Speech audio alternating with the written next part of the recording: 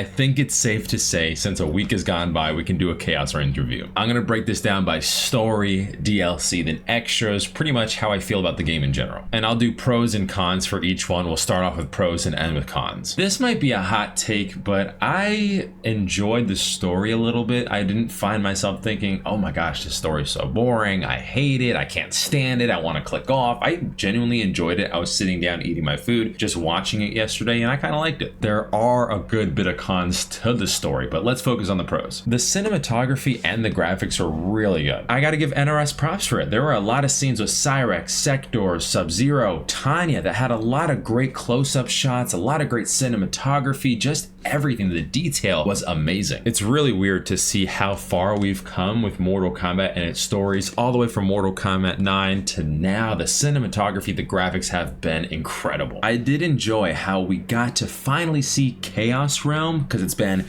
way too long from Mortal Kombat 9, 10, 11. None of them even mentioned, or maybe they mentioned it, but none of them ever showed Chaos Realm. And for us to finally get Chaos Realm in Mortal Kombat 1, it's been a long time coming. They hinted at it in Mortal Kombat 11 with Shang Tsung's ending, where they mentioned Chaos Realm and Order Realm, but then we have Mortal Kombat 1, Liu Kang resets the timeline, and they focus again on Earth Realm, Nether Realm, and Outworld. And I'm just thinking to myself, can we finally get to see what Chaos Realm looks like? Why is NRS so afraid from 9, 10, and 11 to visit Chaos Realm? Why haven't they done it yet? And it was nice to finally see what that would kind of look like. Speaking of Chaos Realm, having Titan Havoc as the main villain, I actually enjoyed. I thought it was a great idea to make Titan Havoc the main villain of the story. It's not your typical Shao Kahn, Shang Tsung, Quan Chi, Kronika, Onaga kind of story. Although I really hope that Onaga is the main villain if they do another story expansion, or in the next Mortal Kombat game. I think that'd be really cool to see. But Titan Havoc is a character where we've never seen him as a main villain before, and a lot of people were kind of upset with his origin story and his morals as the regular Havoc in Mortal Kombat 1, because he was more about order. So to see him switch and finally get to see that true form of Titan Havoc and chaos and anarchy was, to me, a really smart idea. And it was interesting to see how the whole Mortal Kombat story felt like a Saw movie in a way. They were just stuck in this maze and all these traps and these little missions that they had to get completed in order to get out of the maze. Kind of felt like a horror movie or a Mortal Kombat meets Saw movie. But with that, there does come a lot of cons as well, so let's get into that now. Let's focus on character and character development. As much as I loved the introduction of Noob Saibot, Sector, and Cyrex, it seemed like 5 minutes into the story, not even it seemed like, literally 5 minutes into the story,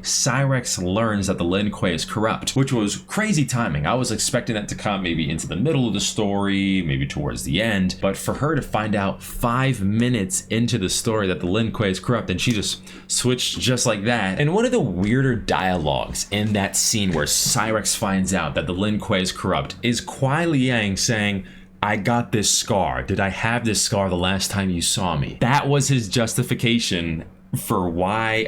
I mean, maybe I misheard that scene, but it seemed like all Kuai Liang was saying was, "Did I have this scar last time you saw me? It's Bihan that's evil. How do you think I got that scar?" But it just seemed like it was such a weird thing to say if you're trying to prove a point as to why someone's evil. I don't know, maybe I misheard it, but that was such a weird dialogue. And to add to this, in that chapter for the same exact scene, you get to play as Cyrex and you defeat Scorpion, Sub-Zero, Smoke, and Johnny Cage, which is ridiculous. This is a recruit who defeats these characters. And I know sometimes in the story mode, like the power levels seem a little bit weird and off. You know, you see these moves in the story mode, but they're not translated into the gameplay. Characters are defeating characters. It doesn't really make sense. We've seen this a while now, where in Mortal Kombat X, Cassie Cage and Johnny Cage defeated Shinnok. Very strange. So I'm not too sure what the whole idea was behind that. Speaking of powers seen in the story but not translated into gameplay, speaking of powers and moves that we saw in the story but never translated into the gameplay or seen ever again, Sector was invisible, which I get a nod to Predator, a nice little touch there, but Sector goes invisible. Never seen ever again in that story, never seen in the gameplay at all, so a little bit weird. I was like, oh,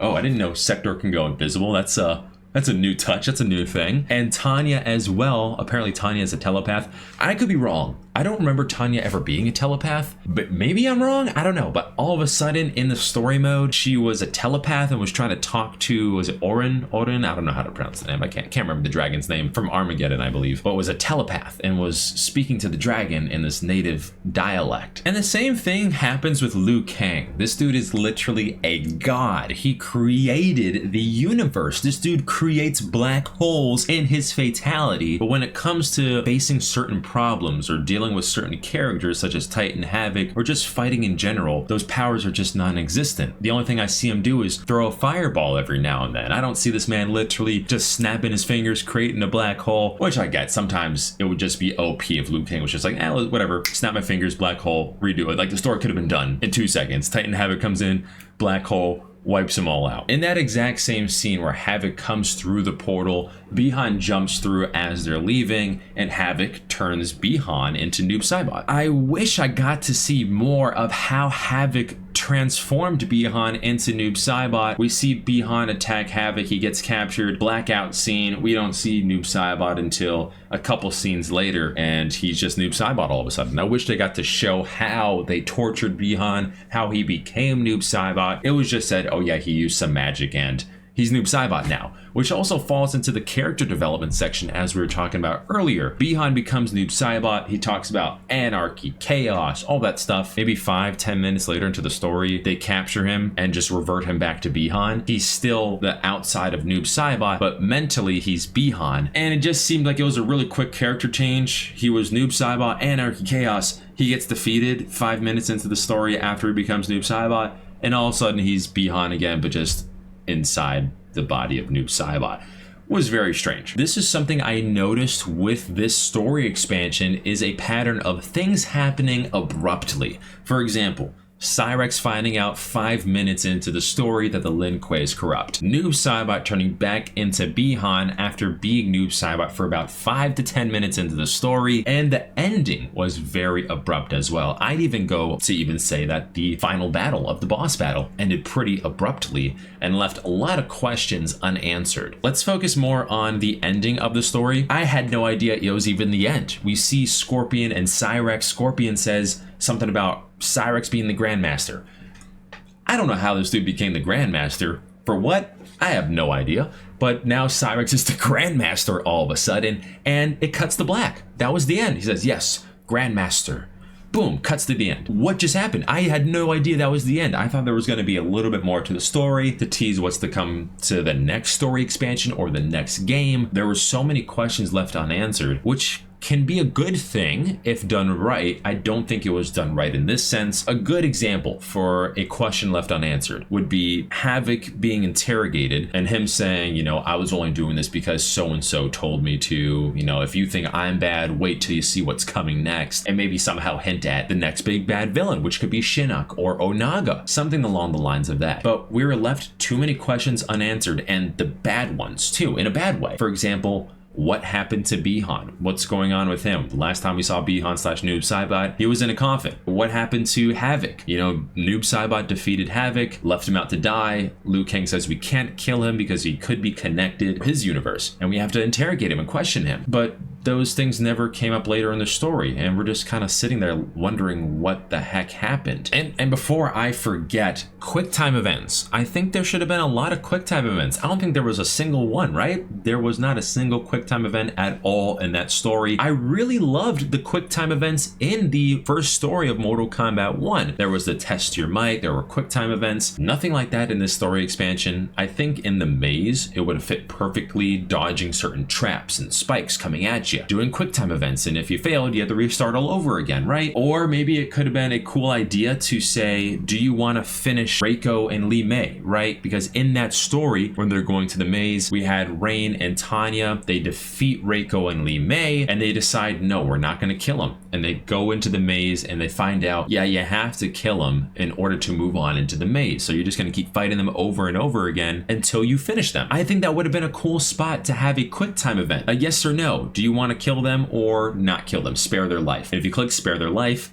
you go through the maze, oh, sorry, you chose the wrong choice. You actually have to finish them. So I think that would have been a cool spot to add in quick time events. I know I've been rambling about the story and I said I was going to break this into 3 parts. Let's just combine DLC and extras into this section. Pros: love Noob Saibot, Sector, and Cyrax. They've all been so much fun to play as, and I can't wait to play as T-1000, the Conan the Barbarian, and Ghostface. Those are going to be a lot of fun to play as. Animalities are awesome. The only thing that I got pissed off with Animalities was the fact that my channel kept getting age restricted every time I uploaded an Animality video. The first one I uploaded, it was Brown Blood. The second one I uploaded, I literally took from other channels that did not get age restricted. There were 10 plus channels using the exact same video of the Green Blood Animalities. They were getting hundreds of thousands to millions of views on their videos. Wasn't age restricted at all. So I said, hey, okay, let me just take that video that they're using and I'll put it as my gameplay for the reaction to. And I still got hit with an age restriction. And when I asked YouTube why I got age restricted twice, they just simply said that they couldn't give me an answer. And I asked why these other channels, these big name channels with hundreds of thousands and millions of subscribers, can get away with it.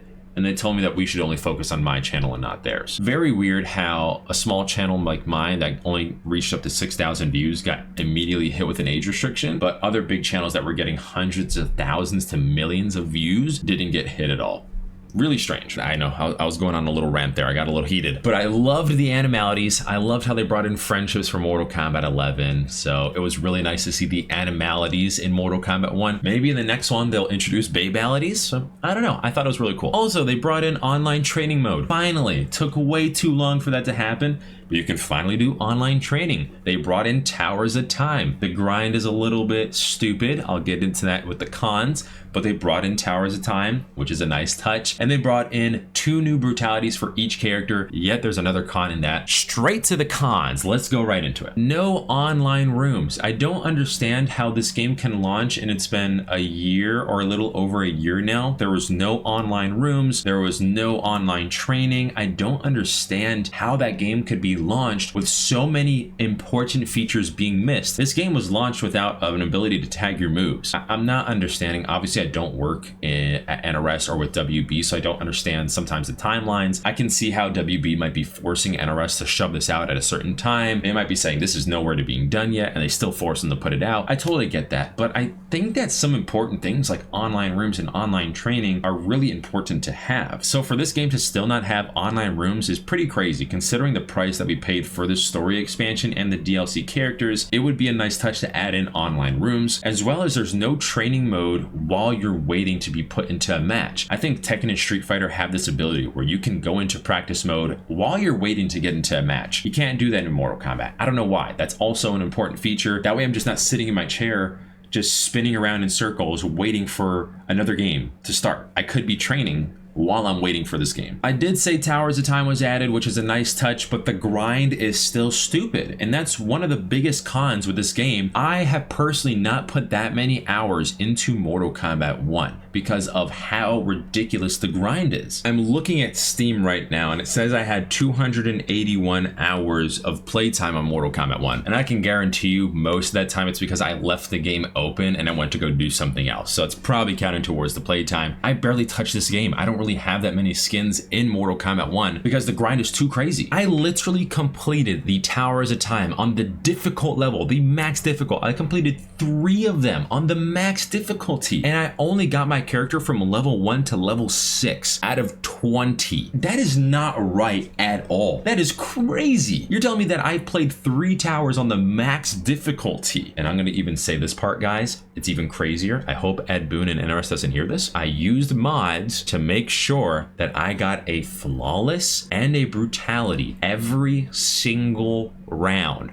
for 3 towers on the hardest difficulty, and it only got my character from level 1 to level 6 out of 20 or 25, however much the highest level is for your character. That is ridiculous. They should be max level by that point, man. You're getting a flawless every single game and a brutality on top of that, and you only got your character to level 6. Could the game know I'm modding it? Could be the reason why, but still, That's crazy. So yeah, I just kind of give up. I'm like, I'm not going to play this shit, man. It's way too much of a grind. There's way too many things that are locked behind a grind wall or a paywall. It's not worth my time, especially if I have a PC and I can literally use mods for skins. Like, what's the point of me trying to grind for a skin? I feel so bad for people that are on console that have to grind for this freaking game. It's ridiculous. And to the point that the new brutalities cost 6,000 tokens, which you're not paying money for. I mean, I think you probably could pay money to get those tokens to then buy the brutalities, but 6,000 tokens that you acquire through towers of time, through playing online, that is so stupid, because when I play these games, sometimes a single match will get me 20 to maybe 50 tokens sometimes. If you're on maybe Towers of Time, maybe you'll get 100, 150 maybe. But damn, if you're only getting 50 tokens per match and you gotta buy 2 brutalities for a new character for every single character, that is ridiculous. 6,000 tokens. I only get 50 tokens per game. I'm getting heated because it pisses me off how much this game makes you grind so much to get a stupid skin. And on top of that, you go into customization,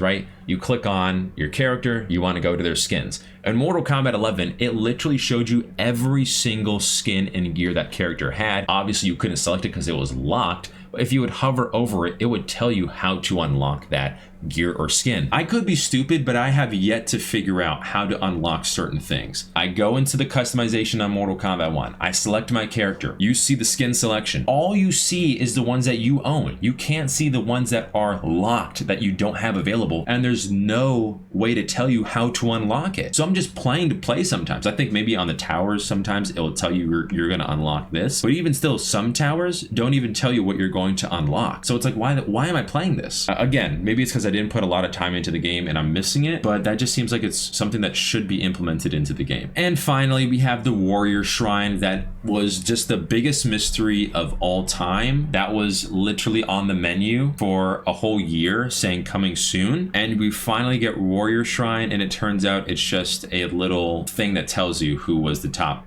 5 people on Combat League. Look, man, I know this can't be a lot of NRS. You know, I'm sure it's a mix between NRS and WB, but holy man, it sucks to see how the state of Mortal Kombat 1 is comparative to Mortal Kombat 11, and this is coming from a guy that did not like Mortal Kombat 11. I'm never going to play Mortal Kombat 11 over Mortal Kombat 1 in terms of gameplay, but holy crap, man, did Mortal Kombat 11 offer so much more than Mortal Kombat 1 in terms of how to unlock things, in terms of ease of use, and all that stuff, man. So it really is a bummer to see the state that Mortal Kombat 1 is in. Let me know in the comment section below, what are your guys' thoughts on the whole story expansion, as well as the new updates that we got in the game. As you can tell, I'm getting to the point where I'm already bummed out and I don't want to continue this video anymore, but let me know, guys. Let me know in the comment section below.